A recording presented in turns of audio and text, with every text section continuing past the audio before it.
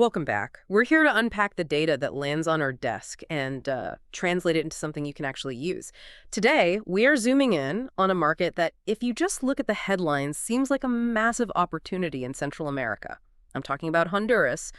On paper, this thing looks great. It's pitched as a really compelling spot for expansion with a projected market size of, 70 million US dollars by 2025. And on top of that, a 12% compound annual growth rate. That's a healthy number. It is. But before we get into the details, a quick word on our approach. We are the Gambling Databases Research Team, a group dedicated to delivering in-depth analyses of the global iGaming landscape. In each country-specific report, we explore key aspects such as local regulations, taxation, player experience, operator conditions, and emerging trends. Our goal is to provide a clear, data-driven understanding of how the gambling industry functions within each market and what makes it unique. And that 12% CAGR, that growth potential, it sounds like exactly the kind of number operators are desperate to find. But your analysis gives us an immediate and pretty significant reality check. The overall market attractiveness score you've assigned is only a 5.2 out of 10, which, isn't a disaster, but it certainly doesn't scream gold rush. No, it doesn't. And the problem is that the promise of that growth rate is almost entirely canceled out by what we call friction factors. This market has a huge amount of friction, specifically the operator ease score, which is how we measure how simple and, frankly, safe it is to set up and run a business there, is a very low 4.8 out of 10. Okay, so that's the core of the problem. Exactly. That score is driven by just a deeply complex legal framework and significant regulatory uncertainty.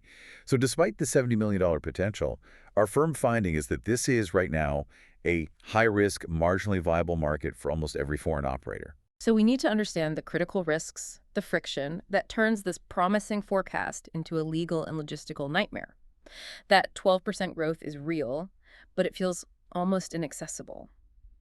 Our mission today is to really unpack why. Let's start right where the risk begins. The regulatory maze itself.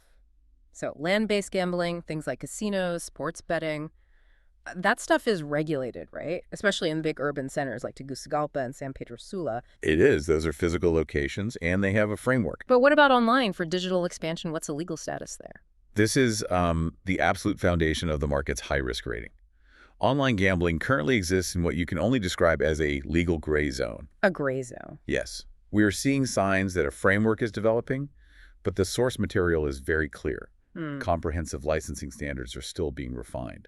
It means the foundation you'd be building on just isn't solid yet. So an operator could get a license today, but the rules for their entire operation could just dramatically change 6 months from now. Not only could they change, but the reports specify that for certain verticals, and this is key, particularly online casino-style gaming, there is explicit legal ambiguity. What does that mean in practice? It means if you choose to enter that space, offering slots or, say, table games, you are operating at a very high risk of sudden rule changes, or even worse, retroactive penalties based on some new interpretation of the law. And that's compounded by enforcement issues I saw. The report mentions inconsistent enforcement. For a foreign business trying to stay compliant, what does that inconsistency actually look like day to day? It's a nightmare for long-term planning. It means the application of the rules can feel, well, arbitrary. For instance, An operator might get a fine for promotional content that a competitor is running freely. Or, regulatory staff might interpret the statutes differently depending on the day or who they're talking to. This makes it impossible to confidently project your long-term compliance costs. right.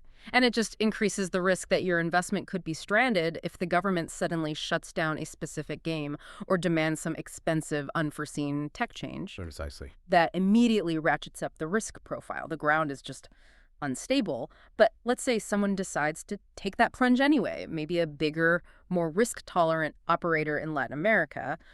What do the initial licensing requirements even look like? The process itself is it's long. You're looking at 6 to 12 months for approval. The initial license fee is moderate. It's about 20,000 US dollars, which, compared to getting a license in Malta, that looks like a steal. But, and this is huge, but that moderate fee is completely deceptive. Wow. Because foreign operators face a mandatory requirement to establish a local physical presence. So this isn't a remote-only operation. You can just run from Gibraltar or Curacao. Absolutely not. You need a physical office, you need local personnel, and you might even need to partner with a local entity. This isn't just a regulatory hoop to jump through. It's a significant financial commitment that immediately inflates your fixed costs, no matter what your revenue looks like. You're forced into a bricks-and-mortar investment in a market that is fundamentally uncertain. Okay, so we've got legal risks, a forced physical presence. Now let's talk about the money. Once an operator is set up and running, what's the financial burden?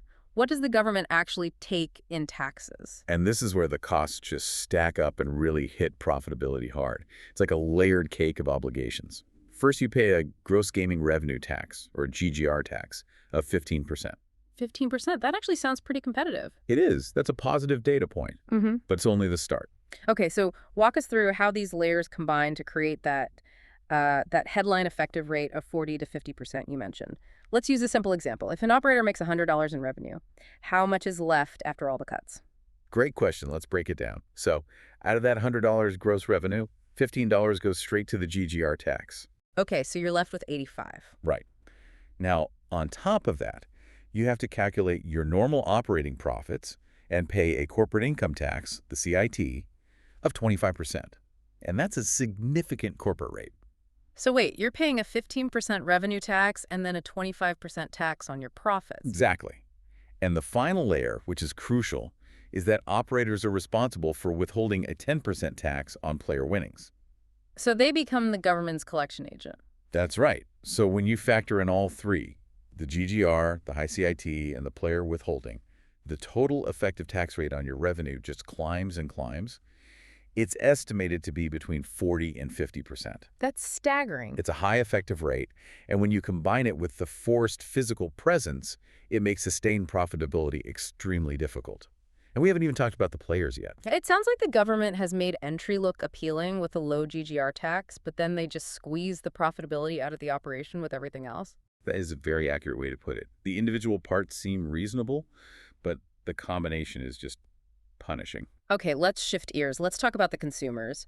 We've laid out the operational headaches, but who are the players you're actually trying to reach? The population is 10.2 million, very young median age of 24, and they're mobile first, heavily urbanized. Player preferences lean towards sports betting and lotteries. And crucially, the average revenue per user, ARPU, is about $25. That $25 ARPU is a foundational challenge for sure, but the structural barriers we found are far more destructive to the market potential than the ARPU alone. An operator might look at 10 million people and see this massive potential, but they can only actually access a fraction of them. Why? What are the barriers shrinking that audience? The first is just digital infrastructure inadequacy. Internet penetration nationwide is only 48%. 48. So half the country can't reliably get online. Half your market is gone instantly, and it gets worse. For the 48% who are connected, the average broadband speed is around a very slow 15 Mbps. 15 Mbps for a modern online betting platform with live streaming. Exactly. It's a massive operational hurdle. For live dealer games, for real-time in-play betting, even just downloading a big mobile app, 15 Mbps creates lag, latency, constant disconnections. It severely limits your market reach and your platform's quality. And that especially hits the rural regions, which you said are, what, 43% of the population? That's right. Those people are effectively cut off, even if they wanted to play. So that chops the accessible market in half just on connectivity. But the data suggests the biggest hurdle is actually financial access. Is that right? This is the true crisis for any iGaming operator in Honduras, the banking infrastructure. Adult banking penetration is only about 40%. Just let that number sink in. 40%. Profound. Yeah. It means 60% of the potential adult consumer base is unbanked. 60%. So no matter how good your technology is or how clever your marketing, 6 out of 10 potential players simply have no formal way to deposit or withdraw money. That is the reality. They can't easily transact with a licensed, regulated operator. This creates what the report calls severe payment processing challenges. It forces operators to use expensive, complicated workarounds, driving up transaction costs and adding yet another layer of risk. It's the single biggest factor slashing that $70 million potential. Without a doubt. So if 60% are unbanked, what about the 40% who can pay through formal channels? Are we seeing them adopt newer fintech solutions to bridge that gap? Within that accessible 40%, the preference is still overwhelmingly traditional. Credit and debit cards make up 58% of transactions, followed by bank transfers at 27%. And e-wallets. Adoption is slow. E-wallets are only at 15%. Crypto is described as nascent but growing, so it's not a mass market solution yet. Operators have to prioritize multi-channel payment gateways, but that 60% unbanked limitation is just an unavoidable cap on growth right now. When you pull back and look at the whole picture, it gets dark fast. We started with a $70 million opportunity and a 12% growth rate. But then we cut that down for 48% internet access, and then again for 40% banking access. So your addressable market shrinks from over 10 million people to a much, much smaller segment. And that's before you factor in the regulatory ambiguity for the high-yield casino vertical and that punishing effective tax rate. It's a collision of risks. Exactly. You have high regulatory risk sitting on top of crippling infrastructure risk. Let's get to the final piece then, the challenging economics, the actual cost of entry. Your report breaks down the total commitment licensing, legal, tech, first-year ops as being somewhere between $200,000 and $600,000 US dollars, and ongoing monthly costs of $15,000 to $30,000. That is a huge outlay for such a small, uncertain market. The economics of just recovering that investment are punishing. You have that high upfront cost against a very small total market size. But the real challenge, the thing that really kills the business case, is the ratio of your customer acquisition cost to that average revenue per user. Tell me more about that acquisition cost. How do the regulations affect it? Well, because of strict advertising restrictions, marketing is mostly limited to digital channels and bonuses are heavily regulated. Your customer acquisition costs, or CASAC, are estimated to be pretty high. How high? Likely between $50 and $150 per player. Now, remember that low ARPU we talked about? It's only $25 a month. That's right. Wait, hold on. So you're saying they have to spend potentially $150 just to get someone in the door, when they only expect to earn $25 from that player in the first month. Your analogy is perfect. Yeah. The ratio is terrible. You are paying multiple times the expected monthly revenue just to acquire a single player.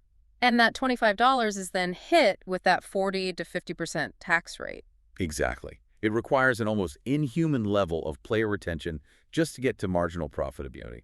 That sounds completely unsustainable for a startup or even a mid-size operator. It requires extreme efficiency and very, very deep pockets. We ran a reality check calculation to visualize it.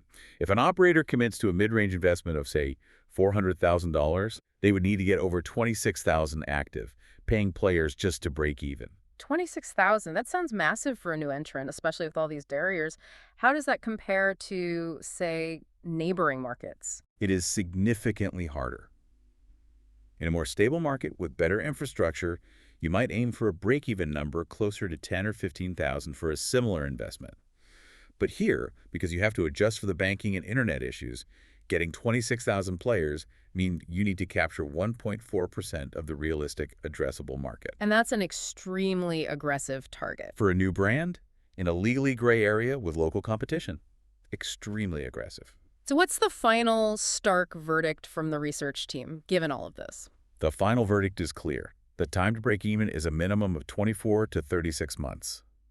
Our profitability assessment states that the economics are, and this is a direct quote, extremely challenging and highly risky. So who is this market for?